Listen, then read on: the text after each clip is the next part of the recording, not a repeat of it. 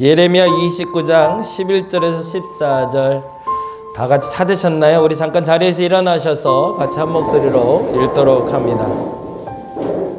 예레미야 29장 11절에서 14절까지 말씀이 됩니다. 같이 한 목소리로 읽겠습니다. 여호와의 말씀이니라. 너희를 향한 나의 생각을 내가 아나니 평안이요 재앙이 아니니라. 너희에게 미래와 희망을 주는 것이니라. 너희가 내게 부르짖으며 내게 와서 기도하면 내가 너희들의 기도를 들을 것이요 너희가 온 마음으로 나를 찾으면 나를 찾을 것이요 나를 만나리라. 이것은 여호와의 말씀이니라. 나는 너희들을 만날 것이며 너희를 포로된 중에서 다시 돌아오게 하되 내가 쫓아 보내었던 나라들과 모든 곳에서 모아 사로잡혀 떠났던 그곳으로 돌아오게 하리라. 이것은 여호와의 말씀이니라. 아멘. 자리에 앉아주시기 바랍니다. 오늘은 회복에 대한 말씀인데요. 이렇게 제목을 좀 정해봤습니다. 나를 위해 하는 겁니다 라는 제목으로 같이 말씀을 나눌 거고요.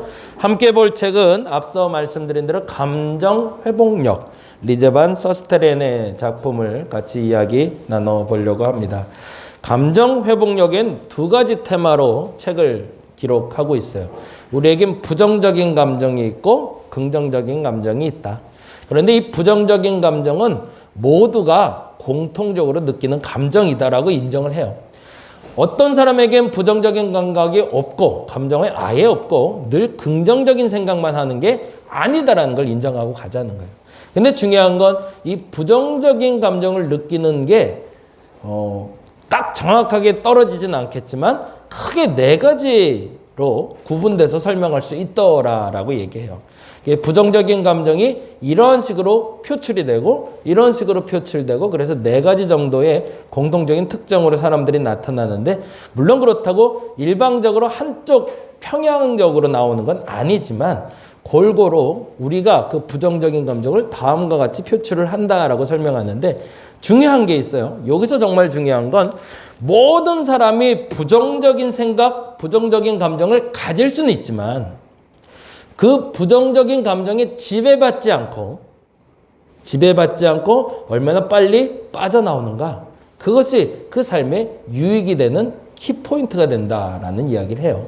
그래서 내가 가지고 있는 부정적인 감정이 뭔지 그리고 그 부정적인 감정을 어떻게 빠져나올지를 한번 점검하면서 이 책을 보신다면 훨씬 더 효과적으로 이 책이 말하는 실천력을 가질 수 있지 않을까라고 생각을 합니다.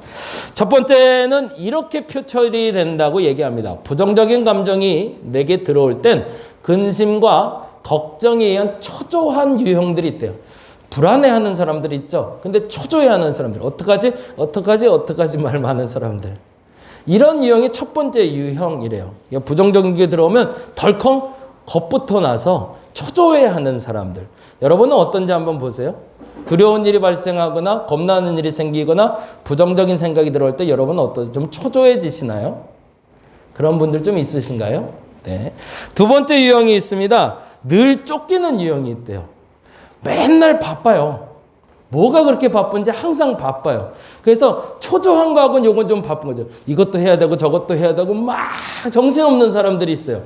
근데 그 표면적으로 바닥에 보면 부정적인 감정 때문에 지금 이걸 안 하면 안 될 것 같고 저 같은 경우도 약간 이런 게 좀 강한데 하루에 새벽을 시작할 때 기도하면서 정리를 해요.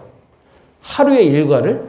근데 만일에 그 하루의 일과를 정리하는 그 시간에 그 텀을 놓쳐버리면 그렇게 불안해요.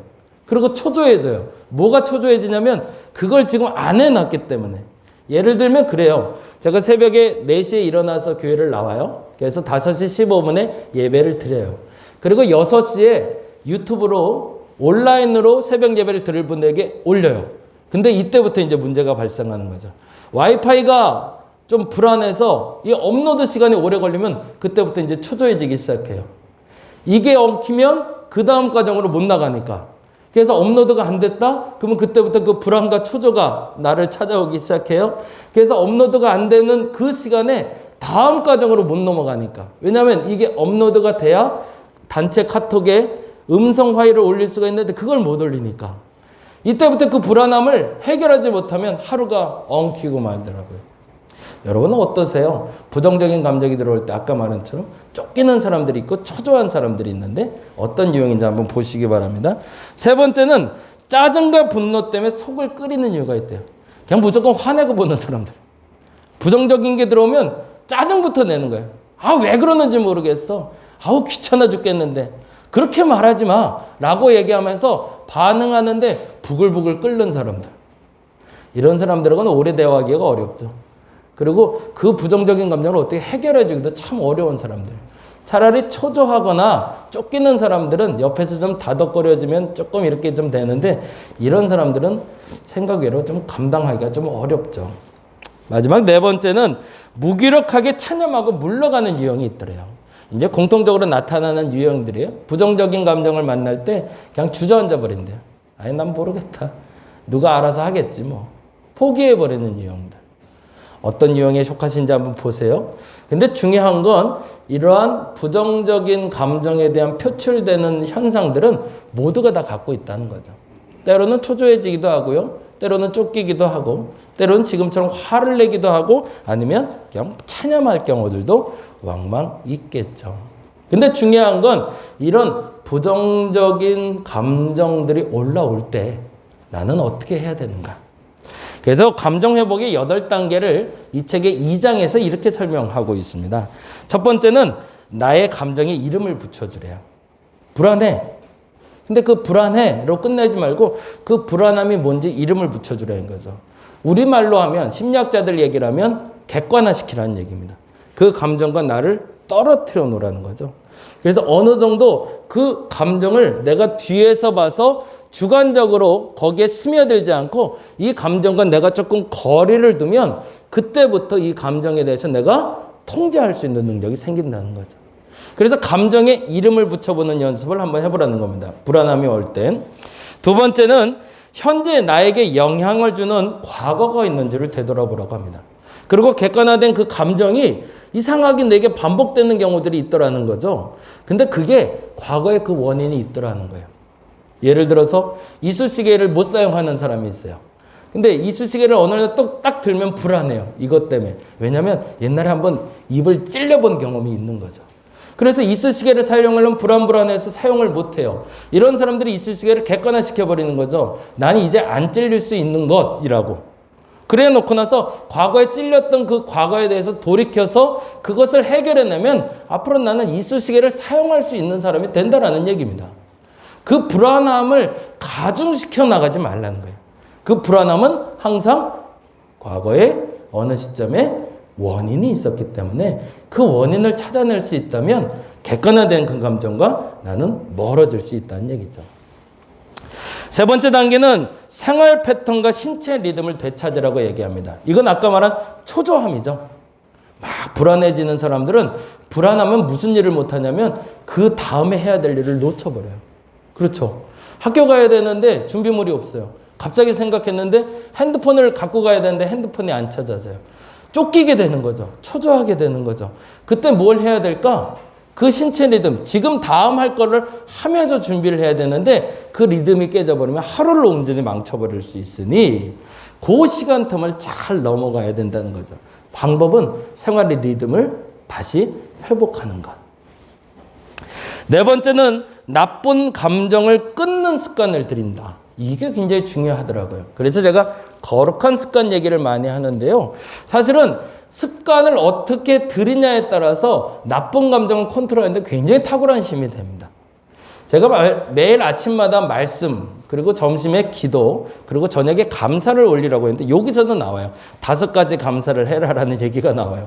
참 재밌어요. 그거는 뭐 전 세계적으로 심리학자들도 얘기하는 건가 봐요. 왜 그럴까? 생활 패턴을 만드는 거죠. 근데 그 생활 패턴을 뭐를? 나쁜 감정이 나를 지배하지 못하게 만드는 생활 패턴을 만들어 버리는 거죠. 아침에 말씀으로 시작한다는 것. 그리고 시작점이 그거잖아요. 우리 아침 인사가 하나님 감사합니다. 오늘은 행복한 월요일입니다. 화요일입니다. 시작해요. 선포하는 거죠. 나쁜 감정 제거하는 걸로 시작을 하는 겁니다. 그리고 점심에 기도를 하면서 되새김하는 거죠. 뭘 되새김하는 거죠? 오늘 한날에 나를 이끄실 하나님에 대한 기대를 갖는 겁니다. 나는 이 말씀으로 이끌림을 받는 사람이기 때문에 하나님 반드시 내게 복 주실 거야를 믿고 나가자는 얘기죠. 그리고 결론 부분에 사실은 하루를 지내면서 불편한 게 없겠어요? 있죠. 짜증나는 것도 있죠. 정말로 화날 때도 있어요. 하루를 마감하는 그 순간에. 그런데 그때 5가지 감사를 통해서 내가 오늘 하루 그럼에도 불구하고 감사할 것이 있음을 찾자는 겁니다. 그럼 뭐가 끊어질까요? 나쁜 감정이 들어올 수 있는 요소들이 사라질 수 있겠죠. 부정적인 감정을 끊어낼 수 있는 습관을 만들어내기 시작한다면 그때부터는 그 부정적인 감정이 나를 컨트롤하는 시간들이 적어질 겁니다. 5번째는 신체 건강을 지킨다. 우리 동민이 그 감사에 항상 올라오는 거. 오늘 운동할 수 있어서 감사합니다. 이런 습관이 굉장히 좋은 습관 같아요. 꾸준히 뭔가를 할 수 있는데 더 중요한 건 그냥 말로만 감사가 아니라 몸이 건강할 수 있도록 움직여주는 게 굉장히 중요하다는 거고요. 6번째는 이건 제가 제일 많이 하는 건데 집과 회사를 자연물로 꾸미라고 합니다. 자연물이 아니라 할지라도 주변의 환경을 바꿔보는 것이 굉장히 효과적입니다. 뭔가 불안한 감정이 들어왔을 땐 주변을 바꿔보는 겁니다. 새롭게 다시 가구도 배치해보고 의자도 바꿔보고 그리고 주변에 있는 옷 같은 걸 옛날 옷들은 좀 버리고 그리고 새 옷을 좀 사보던가 이런 것들이 그 부정적인 감정을 제거할 수 있는 요소가 된다는 얘기입니다. 근데 특별히 여기서 말하는 건 자연물을 얘기합니다. 생명이 있는 걸 얘기해요. 주변에 생명이 있는 것이 있을 때 훨씬 더 생동감 있게 그 부정적인 감정을 빠져나올 수 있다고 얘기를 합니다. 집에 식물을 키우시나요? 동물이나 식물을 키우신 분은 그래서 건강합니다. 왜일까요? 생명력이 옆에 있기 때문에 그래요. 근데 집에 가면 그런 게 아무것도 없는 사람들, 그래서 혼자 있을 때 고독사 하는 이유가 생명력이 없기 때문에 그래요. 주변에 생명력이 있는 것들을 채우는 연습, 그것이 이 부정적인 감정을 빠져나가는데 큰 효과적인 힘이 된다는 거죠. 7번째는 주체적으로 삶의 만족도를 높이라고 얘기합니다. 스스로 나는 잘할 수 있어. 마인드 컨트롤이라고 하죠. 내가 스스로 내가 자신감이 붙어야 되는데 내가 스스로 나를 공격하는 경우가 너무 많아요. 넌 그래서 안 돼. 라고 남들이 말하기 전에 내가 먼저 나에게 얘기하고 있어요. 나는 원래 안 돼. 나는 원래 수학 못해. 원래 영어 못해. 원래 난 공부 못하는 사람인데 나는 원래 해도 안 돼. 근데 이런 말들이나 그런 행동들이 그냥 말이라고 생각하지만 그 말들이 뭘 하고 있는 거죠? 나를 공격하고 있는 거거든요. 그래서 내가 뭘 못하게 만들어요? 앞으로 나갈 수 있는 힘을 잃어버리게 만들어버리는 겁니다. 나를 사랑할 수 있어야 됩니다. 나를 사랑한다는 얘기는 내가 잘하는 것을 찾으라는 얘기가 아니에요. 내가 나를 격려해 주는 사람이 돼줘야 된다는 겁니다. 그 어떤 사람이 나를 격려해 주지 않아도 스스로가 나를 격려하며 나를 세울 수 있는 삶이 돼서 그 공격력을 제거해버리고 방어력을 키우게 되면 그때부터 그 사람은 감정적인 것들 중에 부정적인 걸 제거할 수 있는 힘을 갖게 된다는 얘기입니다. 무슨 얘기인지 이해되시죠? 네. 마지막 8단계, 제가 잘 못하는 건데 이걸 한번 실천해 보려고 합니다. 늘 이게 계륵처럼 저를 쫓아오는데 잘 맞는 식단 너무너무 중요하다고 얘기합니다. 혼자 있어도 잘 드셔야 됩니다. 같이 먹을 땐 그래도 누구 핑계대고라도 음식을 해먹게 된다고 얘기하죠. 근데 홀로 있으면 적당히 먹게 되거든요. 배고프면 그냥 찾아 먹다가 아니면 혼자 과식을 하던가 이런 것들이 부정적인 감정의 큰 요소들이 된다는 거죠. 실제적인 얘기인데 자식이 몸에 맞는 건강한 식단과 꾸준한 운동이 부정적인 감정을 빠져나오게 하는 큰 도구가 된다는 거죠. 지금 이건 단계를 통해서도 만들어질 수도 있지만 여러분에게 지금 하지 못하는 것들을 찾아서 사이사이에 넣어주시면 한 날 한 날로 생각했으면 좋겠어요. 장기적으로 1년 계획 이렇게 잡지 않았으면 좋겠어요. 저는 그래요. 오늘 하루에 이 계획 컨트롤 내에서 여러분을 통제해 보시기 바랍니다. 그래서 한 날 한 날 조금씩 나가다 보면 그 하루가 일주일이 되어질 거고요. 그 일주일이 한 달이 되어질 거고 그래서 1년 365일이 부정적인 감정에 지배받는 시간보단 긍정적인 감정에 지배받을 수 있는 시간이 많아질 거라는 얘기죠.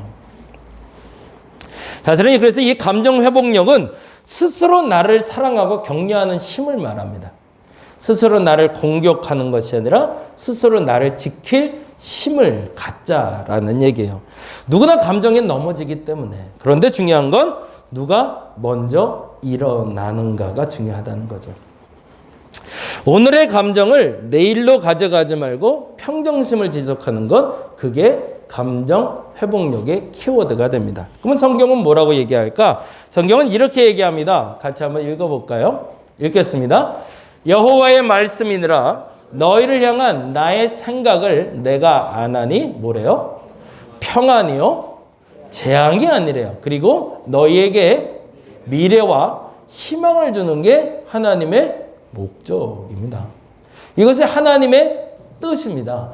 하나님이 만일에 나와 함께 하신다면 하나님의 생각은 늘 재앙이 아니라 심판이 아니라 평안이어야 되고 미래에 대한 희망이어야 됩니다. 아멘이신가요? 근데 그러신가요? 나는 하나님을 믿는데 저의 하나님은 평안과 미래의 희망을 주는데 내 하나님도 그렇게 하시나요? 그래야 맞는 거죠. 그 하나님이 나의 하나님이요, 너의 하나님이요, 우리의 하나님이니까. 근데 문제는 여기서 발생하죠. 하나님의 생각은 평안이고 미래에 대한 희망인데, 그리고 우리는 이렇게 해야 된다고 얘기합니다. 읽어볼까요? 너희가 내게 부르짖으며 내게 와서 기도하면 내가 너희들의 기도를 들을 것이요. 그 다음에 이렇게 돼 있죠. 너희가 온 마음으로 나를 구하면 나를 찾을 것이요, 나를 만날 것이라고. 하나님을 찾고 하나님을 만났다는 얘기는 뭐죠? 내게 평안이 찾아왔고 미래에 대한 희망이 찾아왔다라는 거죠. 그렇죠?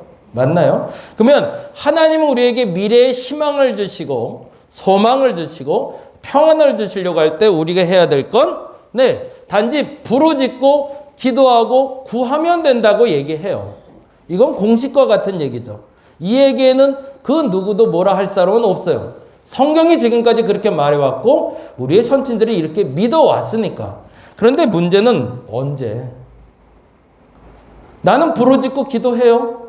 열심을 내서 신앙생활 해요. 그런데 언제 평안이 오냐는 거죠. 내가 부르짖고 기도하면 언제 평안이 와야 좋은 거예요? 정확히 말하면 내가 원할 때 탁 와줘야 되잖아요. 난 지금 당장 불안한데 그 평안이 지금 당장 오지 않고 먼 미래에 온다고 생각한다면 내겐 아무 의미가 없는 거죠. 오늘 본문 예레미야서는 이 응답을 받았을 때 예레미야가 아멘을 합니다. 근데 이 평안이 오는 시점이 새벽 예배 들으신 분들은 알지만 70년이 지난 후예요. 하나님이 내가 부르짖으면 너에게 평안을 주리라고 약속하세요. 네가 나에게 부르짖으면 내가 반드시 너에게 복을 주리라고 약속하세요. 희망이 있을 거래요. 소망이 있을 거래요. 너의 미래는 밝을 거라 얘기하세요. 근데 언제 밝아지냐는 거죠. 언제 그 평안이 오냐는 거죠. 근데 예레미야에게 약속하기를 반드시 줄 건데 70년 후에. 이 약속에 대해서는 여러분은 어떻게 생각하시나요? 그래서 성경은 이렇게 얘기하는 겁니다. 목적지가 흐려졌을 때 어떻게 회복해야 될까요? 코로나의 회복이 내일 될 거야, 내일 될 거야. 맨날 들었던 얘기인데 아직도 회복이 안 되고 있어요. 위드 코로나 되면 회복될까? 기대를 갖고 가능성을 가지고 보지만 안 될 수도 있다는 것도 있어요. 당장 상호가 다음 달에 시험 보고 좋은 대학 갔으면 좋겠어요. 근데 언제? 어떻게? 이게 명확하지 않다면 그것처럼 불안한 게 없죠. 내가 우리 집이 회복됐으면 좋겠어요. 내 건강이 빨리 회복됐으면 좋겠어요. 우리 윤 권사님도 허리 시술 받고 지금 회복 중에 계시고 저희 아버지도 저희 심장에 스텐트 엊그제 받으셨거든요. 회복 중에 계세요. 그러면 우리 마음속에 찾아오는 건 속히거든요. 당장 내일이면 우리 윤 권사님이 지팡이 딱 던져버리고 막 뛰어다녔으면 좋겠거든요. 근데 하나님 말씀하시기를 70년 후에 이렇게 얘기해 버리셨단 말이에요. 그러면 이거는 아멘이 나오는 게 아니라 화가 나는 거죠. 그러면 내게 뭐가 찾아올까요? 부정적인 감정이 찾아오는 거죠. 뭐가 흐려졌기 때문에? 목적지가 흐려졌기 때문에. 그때 첫 번째 성경은 이렇게 얘기합니다. 과거의 은혜를 기억하라고. 다른 말로는 동일한 고통 같다도 그때도 은혜였다는 걸 기억하라고 얘기합니다. 예레미야 30장 2절 3절에 보면 이런 말씀이 있어요. 같이 한번 읽어보죠. 같이 읽겠습니다. 여호와께서 이같이 말씀하시니라. 칼에서 벗어난 백성이 광야에서 은혜를 입었습니다. 여기다가 줄을 좀 쳐놓고 여러분 기억해 놓으세요. 칼에서 벗어났다는 건 고통에서 벗어났다는 얘기죠. 광야에서 은혜를 입었다고 하지만 광야는 고통의 시간이었을까요? 기쁨의 시간이었을까요? 이스라엘 백성들에게 있어서는 사실은 고난의 시간입니다. 광야에 뭐가 있어요? 먹을 것도 없어서 먹을 거 달라고 외쳤던 게 광야였잖아요. 물이 없어서 목말라 죽겠다고 외쳐서 간신히 물 얻어 먹었던 게 그때였어요. 매일매일 마리는 만나가 매일이 말이 매일이지 40년 내내 만나만 먹었어요. 그게 기쁨이었을까요? 사실은 돌아보면 별로 행복하지 않았던 시간일 수도 있었다는 거죠. 근데 중요한 게 있어요. 칼도 고통이고 광야도 고통이지만 칼에서 벗어난 것도 은혜였고 광야에서 먹이신 것도 은혜라는 걸 아는 이에게 하나님은 이 부정적인 감정을 벗어나게 하실 거라는 겁니다. 과거를 돌아보는데 그때 참 어려웠어. 근데 그때 참 좋았어 라는 기억이 날 때가 있어요. 그런 적 혹시 있으신가요? 제가 처음 개척한 곳에는 사택이 8평이었습니다. 그리고 교회가 13평이었어요. 합해서 21평. 겨울이 되면 항상 그 생각이 나요. 기름 난로를 뗐는데 어려운 교회이기 때문에 기름을 많이 뗄 수가 없었어요. 그래서 적당히 뗄 수밖에 없었는데 너무너무 추워서 어느 날은 한번 하루 종일 돌려봤어요. 좀 따뜻해지라고. 근데 그 판넬로 지은 집이었어요. 조그만 판넬, 얇은 판넬로. 아무리 때도 영상 11도가 안 올라가는 거예요. 실내 기온이. 그러니 안에서 오리털 파카 입고 이불 뒤지고 있어야 오한이 좀 안 오고 그런데 주변은 계속 추운.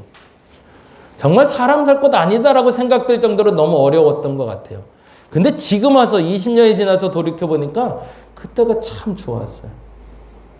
뭐가 좋았을까? 생각해보면 그때 그 시간에 함께 하셨던 은혜가 있음을 나는 알기 때문인 거죠. 목적지가 흐려지고 뭔가 좀 해결될 것 같지 않고 불안한 마음이 들 때 그때 기억하라는 겁니다. 과거에도 어려웠지만 그때도 함께 하신 하나님이 너와 함께 하셨다라는 것을. 그것이 첫 번째 신앙 회복력의 능력이 된다는 겁니다. 두 번째 신앙 회복력의 능력이 되는 건 약속을 잊지 말라는 겁니다. 반드시 회복시킬 하나님을 여러분이 믿으시기 바랍니다. 안 될 것 같은데 되게 하신다는 겁니다. 뭐를요? 내게 진짜 평안을 주신대요. 미래의 소망을 주신대요. 그게 약속돼 있다는 거죠. 지금 당장 내가 보기엔 그 목적지가 흐려져서 잘 안 보이지만 아무리 닦아도 투명하지 않지만 그 어느 시점에 그것이 맑아질 때가 올 거라는 약속을 믿으라는 겁니다. 그것이 31장 8절에 이렇게 기록됩니다. 같이 읽어볼까요? 보라부터 같이 한번 읽어봅니다. 시작. 보라, 나는 그들의 북쪽 땅에서 인도하며 뭐라고 돼 있죠? 땅끝에서부터 모으리라고. 이 표현이 참 재밌어요. 땅끝은 뭘까요? 절망의 바닥에 있는 것을 얘기합니다. 옛날에는 땅이 둥글다고 얘기하진 않았잖아요. 땅이 어떻다고 그랬죠? 평평하다고 생각했어요. 평평해서 중앙에 사는 게 행복한 거죠. 땅끝으로 갔다는 건 뭐죠? 밀려 절망의 바닥으로 갔다는 얘기입니다. 근데 하나님이 약속하셨대요. 뭐 한다고? 땅 끝에 있다 할지라도, 저 절망의 끝에 있다 할지라도 내가 뭐 한다? 이곳으로 돌아오게 할 거라고. 뭐죠? 약속이죠. 그 약속을 믿으라라고 성경은 이야기합니다. 마지막 세 번째로 너무 중요한 이야기를 해요. 그럼에도 불구하고 흔들리는 자가 있다면 이렇게 하라고 합니다. 규칙적인 돌이킴이 있어야 된다는 겁니다. 하나님께 돌이킬 때, 더 정확히는 하나님이 나를 돌이키실 때 반응하라는 얘기입니다. 예레미야 31장 2절 3절이 이렇게 기록되어 있는데 한번 읽어보죠. 참 재미난 단어가 나와요. 같이 읽어봅니다. 에브라임이 스스로 탄식함을 내가 분명히 들었노니 주께서 나를 징벌하심에 멍에 익숙하지 못한 송아지 같은 내가 징벌을 받았나이다. 무슨 일이 벌어졌다는 거죠? 내게 고난이 찾아왔다는 얘기죠. 그런데 이렇게 얘기하시네요. 뭐라고 해야 될까요? 주는 나의 하나님 여호와이시니 나를 이끌어 돌이키소서 그리하시면 내가 돌아오겠나이다. 굉장히 중요한 얘기가 나와요. 감정 회복력을 가지라고 이 책은 얘기했지만 그 감정을 회복할 수 있도록 하나님은 내게 끊임없이 조건을 제시해 주신다는 겁니다. 돌이킬 수 있는 기회를 제공해 주시고 돌이킬 수 있는 힌트를 알려주시고 돌이킬 수 있는 마음을 내게 끊임없이 넣어 주신다는 겁니다. 그래서 나를 이끌어 돌이키시는 하나님 앞에 내가 돌아오도록 결단하면 된다는 얘기예요. 그래서 이 말을 다시 이렇게 반복하고 계세요. 같이 한번 읽어볼까요? 읽어보겠습니다. 내가 돌이킨 후에 뉘우쳤고 내가 교훈을 받은 후에 내 볼기를 쳤사오니라고 되어 있어요. 인간 스스로가 신앙인 스스로가 돌아올 수 없음을 하나님은 아셨기 때문에 그가 돌아올 수 있도록 아주 가끔은 돌이킬 수 있는 힌트를 주시거나 교훈을 내게 주셨다는 거죠. 그래서 그 교훈을 받은 사람들, 그 인침을 받은 사람들이 지금 돌아오라는 뜻이구나 라는 걸 깨닫고 결단하면 하나님이 부정적인 감정을 제거해 주시고 내일의 희망이라 얘기했던 하나님이 말씀하셨던 그 목적지에 도달하게 해 주신다는 얘기입니다. 저와 여러분에게 이 믿음이 생기시길 바랍니다. 하나님은 여러분 버리지 않으십니다. 그리고 약속하셨습니다. 과거 어느 시점에도.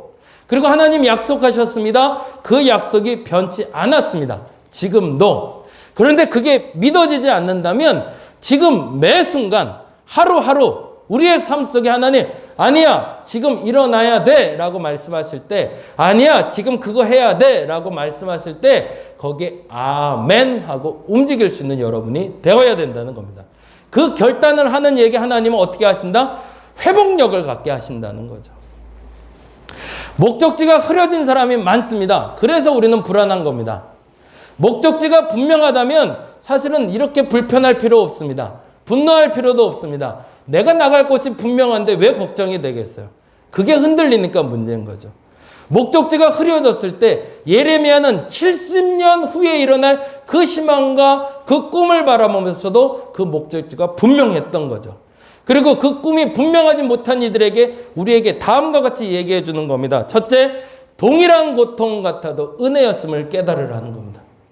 지금 여러분이 겪고 있는 고통, 그 과거의 고통에서도 하나님은 여러분과 함께 하셨음을 믿으시기 바랍니다. 그리고 찾아내시기 바랍니다. 두 번째, 반드시 회복시킬 하나님을 믿으시기 바랍니다.